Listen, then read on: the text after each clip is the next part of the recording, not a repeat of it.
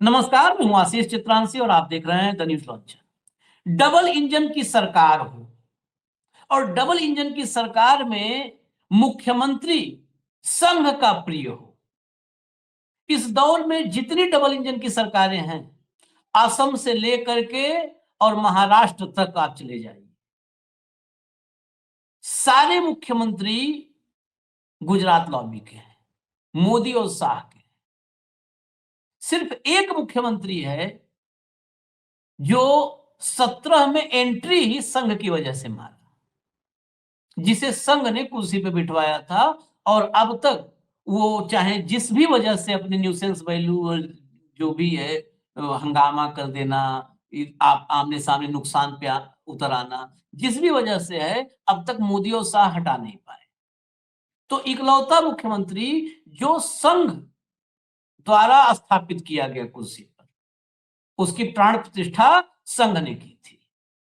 तो double engine की सरकार और संघ का मुख्यमंत्री और राजधानी में मोहन भागवत का आगमन और नारे मोहन भागवत गो बैक। ऐसा कल्पना कर सकते हैं? दिमाग में ऐसा कुछ आ सकता है आपके कि वहां पर नारे हो मोहन भागवत गो बैक? हुआ है। अब तो बताने के लिए कुछ बचा नहीं, लखनऊ में हुआ है। लखनऊ में ये कॉलेज के, विश्वविद्यालय के छात्र थे, ये जेनजी थे। आजकल जेनजी से ज्यादा समझ में आता है लोगों को, ये जेनजी थे और जेनजी भागवत के खिलाफ जमकर नारेबाजी करते हुए मैदान में थे। पुलिस इनको उठा उठा करके जीप में भरी और जीप में भर के ले गई बड़े मुश्किल से। राहुल की टीम, सबसे बड़ी बात यूथ थे, ये एनएसयूआई के और यूथ कांग्रेस के बताए जा रहे हैं। यानी ये राहुल की टीम है जो किसी भी दिन, पूरा का पूरा दिन और पूरी रात, मतलब 24 घंटे का जो चक्कर है, ये किसी दिन चैन से इस चक्कर को बीतने नहीं दे रही। चाहे दिल्ली में बैठे मोदी और शाह हो और चाहे राज्यों में बैठे उनके छत्रप। तो मैं आपको खबर, हेडलाइन, विजुअल जो भी है वो दिखा देता हूं हेमंत जी के साथ। उनको ले आइए, जोड़िए जरा, भागवत पर कथा हम लोग करेंगे। थोड़ी छोटी सी ही स्वागत है हेमंत भाई। हेडलाइन लाइए, हेडलाइन लाइए।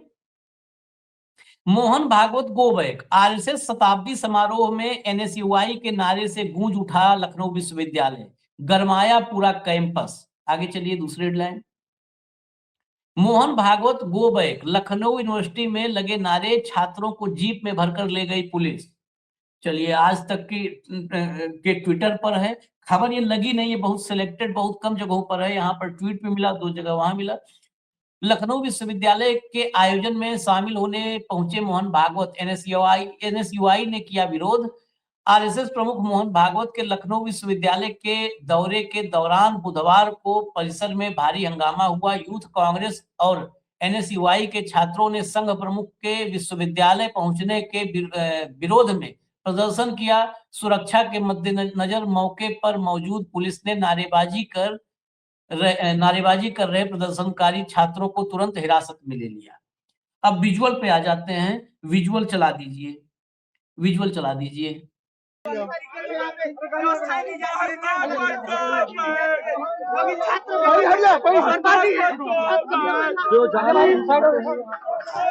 पुलिस इनको उठा करके किस तरह से ले जाने का प्रयास कर रही है।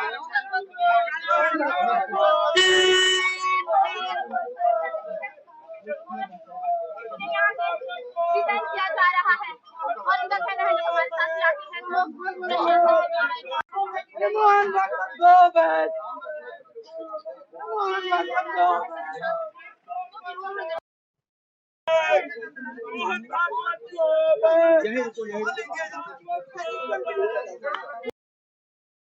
चलिए, अब दिखाते रहिए अलग अलग टुकड़ों में, इधर उधर, गेट के दाएं बाएं जहां भी हैं। ये कुल मिला के यहाँ पर संख्या बहुत बड़ी नहीं है, यह बात बिल्कुल क्लियर कर दे। इसीलिए यहाँ पर ऐसा नहीं है कि हर जगह पर हम लिखते हैं जन सैलाब उतरा और लाखों की भीड़ उतरी। लेकिन लखनऊ विश्वविद्यालय में एक प्रोटेस्ट, उस दौर में प्रोटेस्ट जिस दौर में विश्वविद्यालय संघ के सियासत और संघ के एजेंडे का अड्डा बन चुके, जिस दौर में विश्वविद्यालयों में कुलपतियों की नियुक्ति सवालों के घेरे में है। ऐसे ऐसे कुलपतियों की नियुक्ति हो रही है जो नमस्ते सदा वत्सले मातृभूमि के अलावा कुछ नहीं जानते। उनको कम से कम वंदे मातरम तो पता होना चाहिए था, नमस्ते सदा वत्सले मातृभूमि। अब ये सवाल मैं ये जब बोल रहा हूं तो पूरी जिम्मेदारी से मैं नहीं नाम लेना चाहता, नहीं तो बहुतों को बता दूंगा।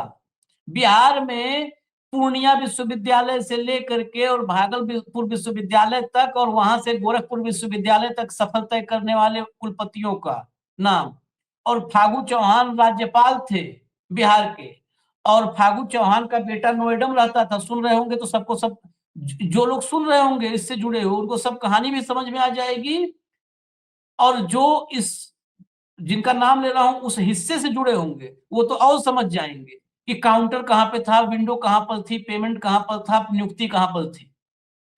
तो कैसे कैसे नियुक्तियां हुई हैं, कैसे बहुत सारा तो सिस्टम को हेमंत जी भी बहुत करीब से जानते हैं।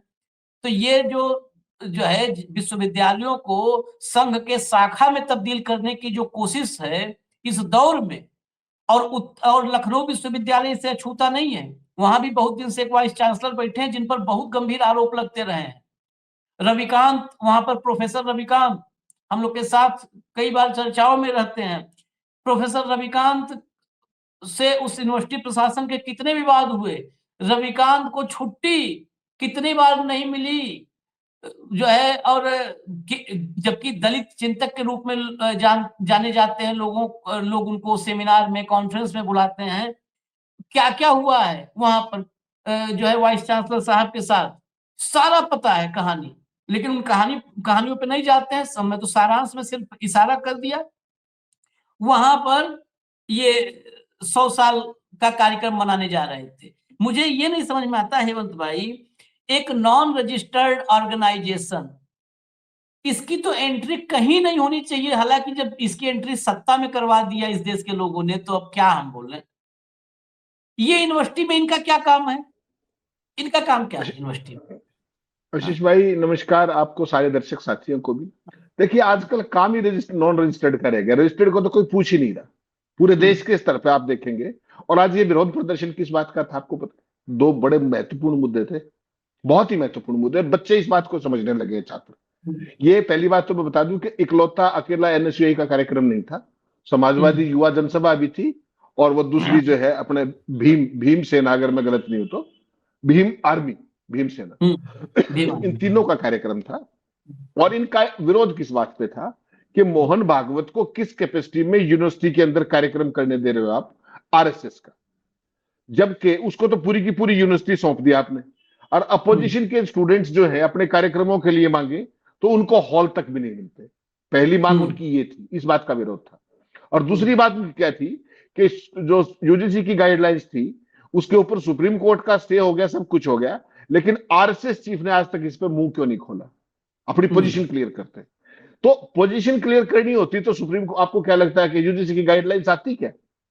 वो तो खेल ही पर्दे के पीछे से करते हैं भाई साहब। इन बच्चों को ये कौन समझाए?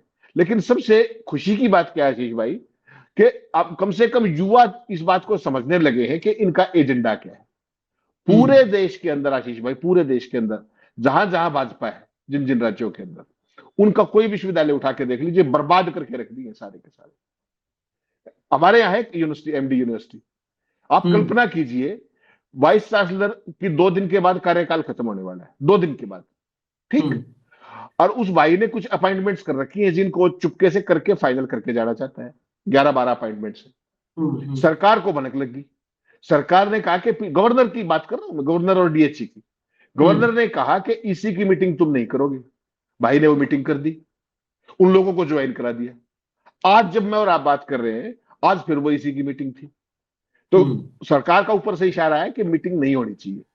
तो जो रजिस्ट्रार है, रजिस्ट्रार ने कह दिया कि साहब आप जो है मीटिंग नहीं करेंगे, सरकार का ये आदेश है।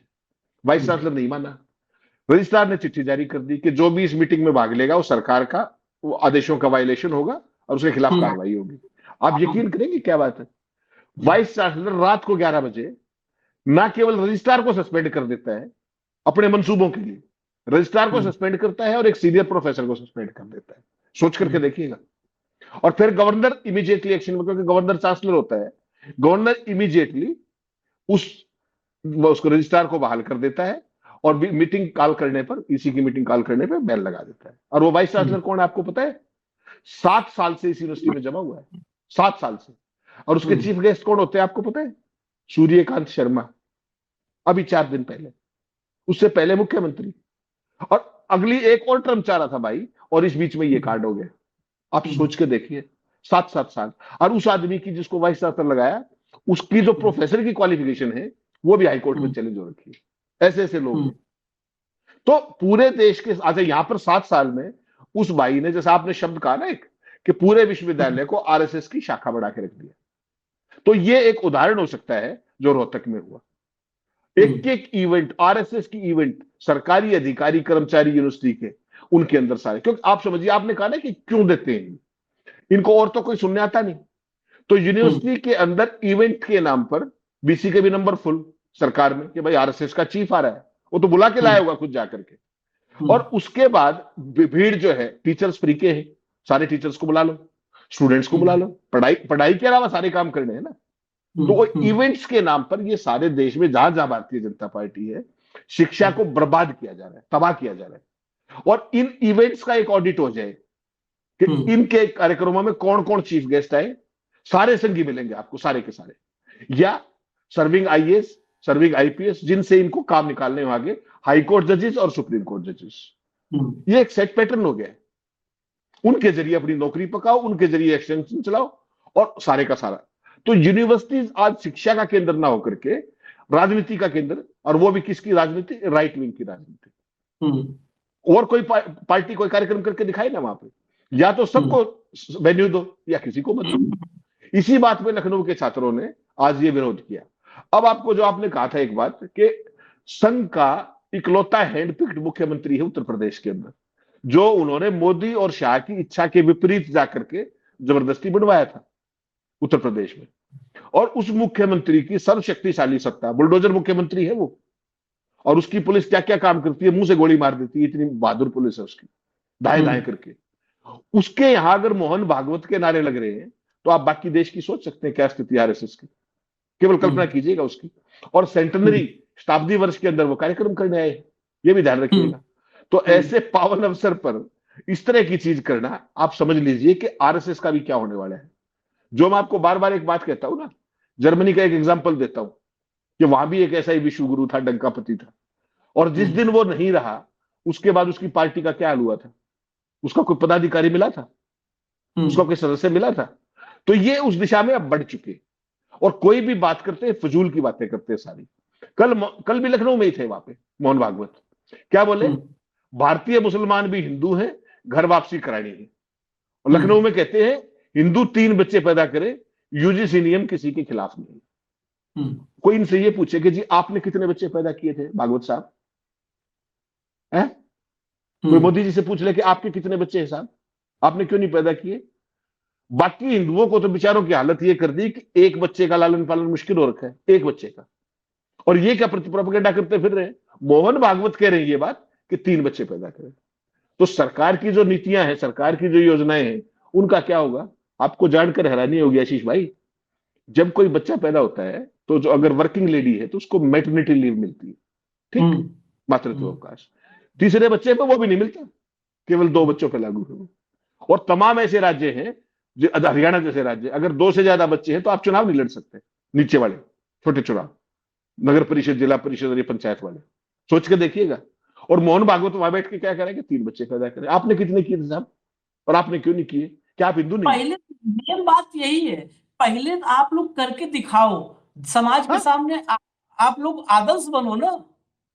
पूरा देश किसको फॉलो करता है? पूरा भाई देश। साहब, आशीष भाई, जो दूल्हा नहीं बना वो शादी की आइटनरी तय कर रहा है, बताओ इस देश के अंदर। ये तो परिस्थिति है। मैं तो इतने कहता हूँ, इस देश में सबसे लोकप्रिय कौन है भाई? किसका अनुकरण करेंगे? मैं तो, अगर मुझसे कोई कहे तो मैं तो मोहन भागवत और नरेंद्र मोदी के अलावा किसी का अनुकरण नहीं करूंगा। कोई कहे हेमंत अत्रे, हम काहे करेंगे भाई? इस देश में 2 महापुरुष हैं, नरेंद्र मोदी मतलब सबसे ऊपर है, भागवत उसके बाद है। उनको गलतफहमी थी पहले कि वो नंबर 1 पे है। तो ये 2 महापुरुष हैं कि हम इनको फॉलो करेंगे। मैं तो इन्हीं को करता हूं फॉलो। अब ये बताओ, दोनों के जरा गिन लो, 3 है, 6 है, कितना है? इनके एक को नहीं है। वो उत्तर प्रदेश, उसके बाद जो आप जो लाइन में वेटिंग, प्रधान PM in waiting Yogi Adityanath. अब बताओ, उनके कितने बच्चे ये हैं? सब बताएंगे 3 करोड़, 7 करोड़, 9 करोड़, तुम्हारे 5 किलो राशन के भरोसे। एग्जैक्टली, मैं एग्जैक्टली। इनके विश्वविद्यालय पे आता हूं, विश्वविद्यालयों पे। विश्वविद्यालयों के क्या बना के रखे हैं उत्तर प्रदेश। मैं बार बार कहता हूं, क्योंकि उत्तर प्रदेश आप समझ लीजिए कि इस देश को लीड कर रहा है। योगी जी ने कहा था ना लीड करेगा, तो लीड कर रहा है, और लीड कर रहा है, ब्लीड कर रहा है, और लीक कर रहा है, तीनों चीज। उत्तर प्रदेश लीड ही नहीं कर रहा, ब्लीड भी कर रहा है और लीक भी कर रहा है। उत्तर प्रदेश में लखनऊ विश्वविद्यालय की हालत देखे, कहीं ये जो है भागवत साहब इलाहाबाद विश्वविद्यालय जाए तब देखिए आप इनकी, फिर और आओ, वहां भी हो सकता है कार्यक्रम लगाओ। आपको पता वहां कौन है vice chancellor? Professor Sangeeta Srivastava. आपको पता है कौन है प्रोफेसर संगीता श्रीवास्तव? भावी सीजेआई की पत्नी। जस्टिस विक्रम नाथ का नंबर है ना आगे, जस्टिस विक्रम नाथ का, जस्टिस विक्रम नाथ की पत्नी। अब और आगे बता दो, इनकी नियुक्ति हुई, इनकी नियुक्ति पर 2022 में लोकसभा में सांसद नाबा कुमार सरन ने इनकी नियुक्ति को अवैध बताते हुए लोकसभा में मुद्दा उठाया। सोचिएगा, लोकसभा में ये कुलपति की नियुक्ति पर सवाल उठा। अभी अभी आगे और चौंकेंगे आप। 2025 में, नवंबर 25 में इनका कार्यकाल खत्म हो रहा था, 5 साल हो गया था। 20 में नियुक्ति हुई थी, 22 में लोकसभा में उठा। इनकी अवैध नियुक्ति पर बहुत सवाल, बहुत विवाद हुआ है, छात्रों ने बड़ा आंदोलन किए हैं। मैं तो गया था इलाहाबाद विश्वविद्यालय छात्रों के आंदोलन में उनसे बात करने। तो 5 साल का कार्यकाल नवंबर 25 में हो रहा था समाप्त। शिक्षा मंत्रालय द्वारा इनका कार्यकाल बढ़ा दिया गया, 5 साल पूरा होने के बाद भी बढ़ा दिया गया। 2021, मार्च 2021 जब इनकी नियुक्ति हुई, तो नियुक्ति को भी तो साबित करना होता है ना कि नियुक्ति सही है, हमारा चयन सही है। 2021, मार्च 2021 में आपको याद होगा, जिला प्रशासन को एक वाइस चांसलर ने पत्र लिखा था कि सुबह की अजान से मेरी नींद में खलल पड़ती है। यही है जस्टिस विक्रम नाथ की पत्नी प्रोफेसर संगीता श्रीवास्तव, कुलपति इलाहाबाद विश्वविद्यालय, ये वही है। इन्होंने जिला प्रशासन को पत्र लिख के कहा था कि सुबह की अजान से मेरी नींद में खलल पड़ती है।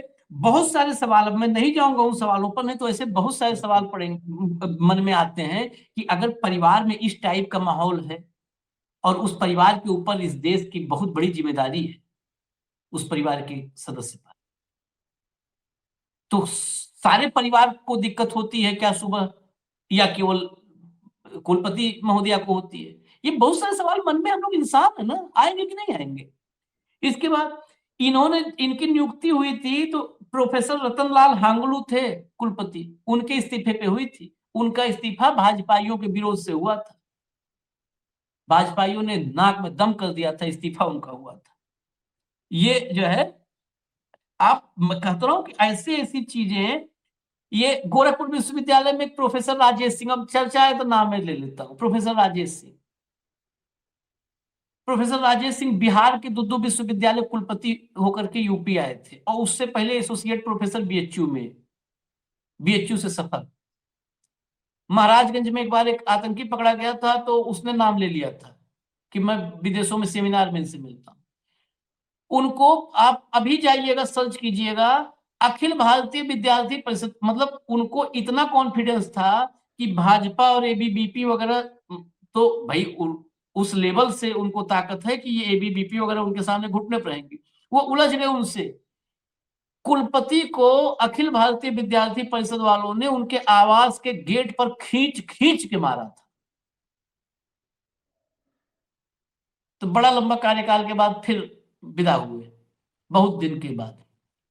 बिहार में जब बिहार से हटे तो रातों रात वहां से बिहार से निकल के आए थे, क्योंकि विश्वविद्यालयों में लोग खोज रहे थे करप्शन के मामले में।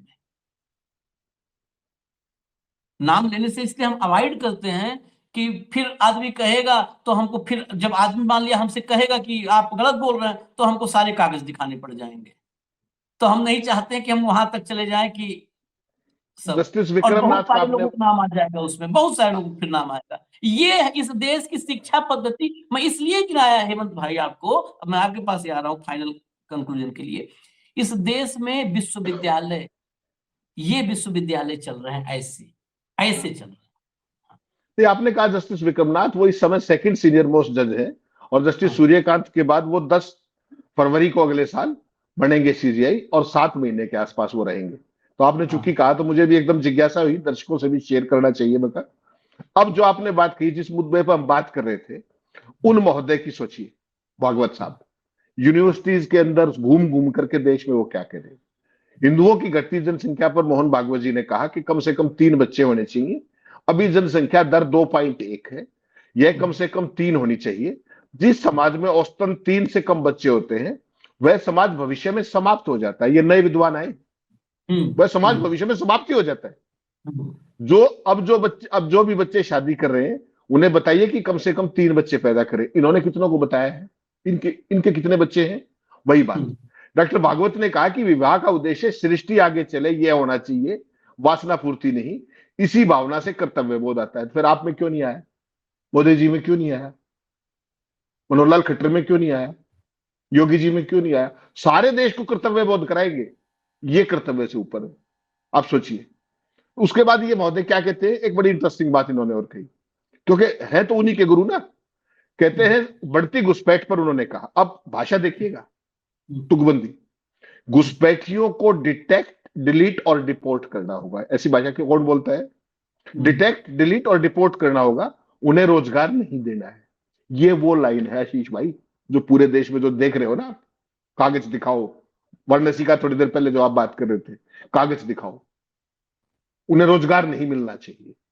तो तुम सीमा पे सरकार तुम्हारी, सारी चीजें तुम्हारी, सुरक्षा बल तुम्हारे, सेना तुम्हारी, वो आ कैसे रहे?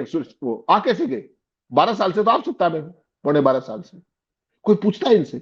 अभी लोकसभा में एक सवाल पूछा गया, आपको जानकर हैरानी होगी कि इस देश में घुसपैठियों की संख्या बताइए राज्यवार। गृह मंत्रालय पता है क्या बोला? कि ऐसा कोई रिकॉर्ड नहीं। हाँ, यही नहीं रिकॉर्ड नहीं है। ठीक, लोकसभा में कहते हैं कोई रिकॉर्ड नहीं घुसपैठियों का। असम और बंगाल में जाते हैं, बिहार में जाते हैं, झारखंड में जाते हैं, तो घुसपैठिए के अलावा चुनाव का मुद्दा नहीं है। अब भैया क्या करोगे फिर आप? फिर मैं मजबूरी में फिर मैं इंटरप्ट कर रहा हूँ। ये लोकसभा की कार्रवाई कौन सुनता है? वो 5 किलो राशन वाले थोड़ा सुनते हैं। और रैलियों में कौन लाया जाता है? वो 5 किलो राशन वाले लाए जाते हैं। उनको उनको मूर्ख बनाना होता है। घुसपैठिए, आपका राशन छीन लिए, अरे उनके पास कुछ है ही नहीं है, तुम्हारा राशन लेके खा रहे, उनसे क्या कोई छीन लेगा? है? उसके बाद एक बात और, मैं उसी पे सवाल खत्म कर रहा था, लेकिन एक सवाल और इस देश के युवाओं के लिए सवाल आपसे कर रहा हूं, उनको आप संबोधित करिएगा। इस देश के युवा जो ये भागवत कथा सुन रहे हैं, ये श्रीमद् भागवत कथा होती तो भी चल जाती, ये जो मोहन भागवत कथा सुन रहे हैं, एक बार मोहन भागवत से उनको पूछना चाहिए कि भागवत जी, हम 3 नहीं 6 पैदा कर लेंगे। एक बार ये भी तो बताओ, ये तो बड़े जोर शोर से बता रहे हो कि कम से कम 3 पैदा करना चाहिए, जरा ये भी यहीं पर बता के जाओ कि कम से कम नौकरी तो मिली जानी चाहिए 25,000 की, 25,000 की नौकरी, 30,000 की नौकरी, यह भी तो बोल के जाओ। बच्चा पैदा करके रेड लाइट पे छोड़ दे। नौकरी की बात आजकल मैं क्यों कर रहा हूं? विवाह की बात, यूनिवर्सिटी में विवाह की बात होनी चाहिए या रोजगार की बात होनी चाहिए? ये बता दो हेमंत भाई, आप बताओ। रोजगार की बात कभी नहीं होनी चाहिए, आबादी की बात हमेशा होनी चाहिए। उससे अगला ज्ञान सुनिएगा, अद्भुत ज्ञान है। मैं इसलिए आपको बीच बीच में, भागवत ने समाज को जातियों में बांटने और बंटने पर चिंता जताई। हम कहा हमें जाति के चक्र में नहीं पड़ना है। ये जाति ऐसी चीज है जिसे हम कई दशकों से समाप्त करने में लगे हैं, लेकिन ये जाति है कि जाति नहीं। अब मेरी बात को सुनिएगा ध्यान से। किसी भी राज्य के अंदर इनकी राजनीति क्या है? जो मेन स्ट्रीम की कास्ट है नंबर 1 पे, मेजोरिटी कास्ट, उसका विरोध। हरियाणा में आ जाइए, जाट बनाम नॉन जाट। महाराष्ट्र में मराठा बनाम वो होता था, मराठा बनाम ब्राह्मण करके फडणवीस बढ़ा दिया। राजस्थान की राजनीति क्या थी? कि गुज्जर वर्सेस यादव, वहां उन दोनों की बजाय ब्राह्मण चीफ मिनिस्टर, कहीं पे कुछ, हर एक स्टेट में कहीं पे हिंदू मुस्लिम, जहां जो सूट करता है। तो जाति की राजनीति का सबसे बड़ा पोषक कौन है? यही लोग। आपने कहा विश्वविद्यालय में जाकर के शिक्षा की बात करनी चाहिए, बाहर भी बात कर लेनी चाहिए, और शिक्षा के केंद्र में जाते हो तो रोजगार की बात करनी चाहिए। और मोदी जी लाल किले से कहते हैं कि एक एनजीओ है दुनिया की सबसे बड़ी 100 साल से, मैं उसका गर्व से कहता हूं, मैं उसका स्वयंसेवक हूं। तो उस जो उनके वो नारे थे कि 2 करोड़ रोजगार हर साल दूंगा, तो कभी भागवत जी ने रोजगार का जिक्र किया आज तक? कभी महंगाई का जिक्र किया आज तक? कभी सरकार की नाकामियों का जिक्र किया है? कभी ट्रंप के सामने सरेंडर का जिक्र किया है? कभी भारत की फ्लॉप होती विदेश नीति का जिक्र किया है? क्या जिक्र करते हैं वो? कि ध्यान डिफ्लेक्ट हो जाए। सत्ता में कौन है? मोदी। विपक्ष को स्पेस ना मिले इसलिए कोई भी सुर्रा छोड़ देंगे। संघियों का केवल एकमात्र काम ये है। और अगली पीढ़ी, संख्या तो पूरी हो, क्योंकि 5 किलो वाले अनाज वाले चाहिए, रोजगार उनको चाहिए नहीं, 5 किलो अनाज दे रहे हैं। ये इस देश के अंदर आप यकीन मान के चलिए आशीष भाई, पैरासाइट्स पैदा करना चाहते हैं इस देश के अंदर। जो शिक्षा है, जो वैज्ञानिक शिक्षा है, जो वैज्ञानिक दृष्टिकोण है, उसको नष्ट और भ्रष्ट करके केवल इनकी सत्ता कायम रहे सब हर जगह पे। उसके लिए चाहे कुछ भी करना पड़े। मणिपुर के बारे में आज तक एक शब्द बोला है मोहन भागवत ने? बताइएगा मुझे। 3 साल होने को आए, कितनी बार गए मोदी? असम में 3 महीने में 3 बार चले गए क्योंकि चुनाव। तो इन लोगों का एक चीज जो आप और मैं कई बार हंसते हैं ना, कि जो ये कह रहे हैं उसका ठीक विपरीत मान करके समझो उसको। आशीष चित्रांशी 3 बच्चे पैदा करेंगे और मैं शादी नहीं करूंगा और उपदेश मैं दूंगा और मानना आपको पड़ेगा। ये है पूरे का पूरा। मोदी के बच्चे नहीं, खट्टर के बच्चे नहीं, भागवत के बच्चे नहीं। इनको क्या पता कि एक बच्चा पालने में क्या स्थिति होती है। आपने शिक्षा की बात की, आज आपको एक बहुत बुरी बात कह के जा रहा हूं। हरियाणा के अंदर तमाम एक से एक बेहतरीन यूनिवर्सिटी और शिक्षण संस्थान थे। आपको पता है, अपने दोनों बच्चे, किसी ने हरियाणा के सरकारी कॉलेज यूनिवर्सिटी में फॉर्म भरने तक की भी जहमत नहीं उठाई। पढ़ना ही नहीं हमें, कहते अगर यहां पढ़ाना है तो हम नहीं पढ़ेंगे। ये है हरियाणा की। Haryana is one of the most advance states of the country. बहुत ही रिसोर्सफुल राज्य है, बहुत ही प्रोग्रेसिव राज्य है, आपको पता है। और उसमें एक भी कॉलेज या यूनिवर्सिटी ऐसी ना हो, इंस्टीट्यूशन ना हो कि जहां पे हम जैसे जो लोअर मिडिल क्लास कहने का दावा नहीं कर सकते हम लोग, लोअर मिडिल क्लास पढ़े लिखे परिवार, उन बच्चों ने कहा कि हरियाणा में हमें पढ़ना ही नहीं है और आज तक कभी सरकारी नौकरी के लिए अप्लाई नहीं किया। ये स्थितियां हैं और ये यूनिवर्सिटीज में जाके कौन से विश्व गुरु पैदा करेंगे वो आप कल्पना कर लीजिए। चलिए, इजाजत दीजिए, जनता सोचे। सब हम लोग इतना बोलते हैं, बोलते भी हैं और गाली भी खाते हैं। सबसे बड़ी बात है, बोलते भी हैं, गाली भी खाते हैं। हम लोगों की भी क्षमता, अब हम नरेंद्र मोदी जैसे भी नहीं है कि रोज किलो में तौले कि कितने किलो गाली खाए और गाली से मेरी ऊर्जा बढ़ रही है, मैं विश्व गुरु बन रहा हूं, तो ये भी नहीं कह सकते। हमें तो अच्छा भी नहीं लगता, मोदी जी को तो अच्छा लगता है। वो तो मोदी जी वजन रैलिश करते हैं, मोदी जी रैलिश करते हैं। मोदी जी को तो न्यूट्रिशन है, वो न्यूट्रिशन है, तो वो उन्हीं के लायक, उनके लिए वही न्यूट्रिशन, वो खुद कहे हैं कि उनके लिए न्यूट्रिशन है। तो अब बात समझ लीजिए, इसके आगे मैं नहीं कहूंगा कुछ। जो खुद कह रहा है कि वही मेरा न्यूट्रिशन है, तो उसको दो भैया, हमारा नहीं है। लेकिन हम लोग अपना काम करेंगे। आप गाली देते हो तो आपको मुबारक, आपको मुबारक हो। हम तो क्या कर सकते हैं, हम बस इतना है कि जैसे बाउंस बोर्ड टाइप में रिफ्लेक्ट कर देते हैं आपकी तरफ वापस। इजाजत दीजिए। धन्यवाद हेमंत भाई, बहुत बहुत धन्यवाद, नमस्कार।